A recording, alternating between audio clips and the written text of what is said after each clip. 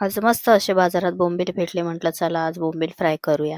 तर बोंबील मी मस्त असे साफ करून घेतलेले आहेत आणि त्याचं आता पाणी काढून घ्यायचे आपल्याला. पाणी काढण्यासाठी आपण इथे वापरले मीठ आणि लिंबू. आता चांगलं चोळून घ्यायचं आणि 10 मिनिटांसाठी झाकून ठेवायचं याला. 10 मिनिटांनंतर बघू शकता पाणी आपोआप हे वेगळं व्हायला सुरुवात होती. थोडं थोडं हाताने आपण याला प्रेस करायचं आणि सगळं पाणी आहे ना हे काढून घ्यायचे.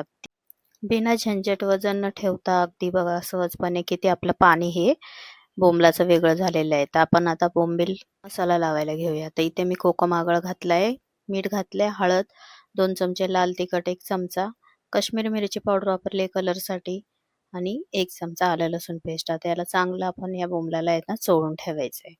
व्यवस्थित सगळीकडे मसाला लावून ठेवायचा. नंतर 10-15 मिनिटांनंतर आपण रवा आणि तांदळाच्या पिठात आहे ना चांगले घोळवून आहेत ना असे तळायला ठेवायचे. तळताना थोडा थोडा गॅप ठेवायचा आहे मध्ये आणि मस्त असे दोन्ही साईडने खरपूस असे तळून घ्यायचे. मस्त कुरकुरीत होतात आणि आतून एकदम मऊ मऊ सॉफ्ट राहतात. तर तुम्ही अशा पद्धतीने एकदा करून बघा, तुम्हाला खूप आवडतील. आणि तुम्हाला जर ही रेसिपी आवडली असेल तर लाईक आणि सबस्क्राईब करायला विसरू नका आणि कमेंट्स करून नक्की सांगा तुम्हाला कसे वाटले माझे बोंबील फ्राय.